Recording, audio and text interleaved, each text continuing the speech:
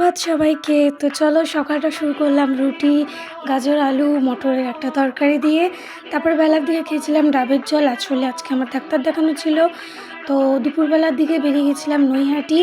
এই লাইনটা যে দেখছো এটা বড়মার লাইন না। আমি অবশ্য বড়মার কাছে যাইনি, বিকজ আমার ডক্টর দেখানো ছিল আর অনেক দেরি হয়ে গেছিলো অলরেডি, তাই আমি দাঁড়াতে পারিনি লাইনে।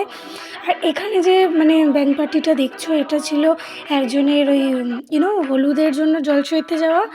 তো যাই হোক, আমি ভিতরে তো যেতে পারিনি মন্দিরে, তো বাইরে থেকে যেটুকুনি দেখাতে পারার চেষ্টা করেছি তোমাদের, সেটাই দেখো। তো তারপরে আর কি আমার ডাক্তার দেখানো কমপ্লিট হয়ে গেছিলো। তারপর আমি ডোনারটা খেয়েছিলাম আর একটা দোকানে গেছিলাম।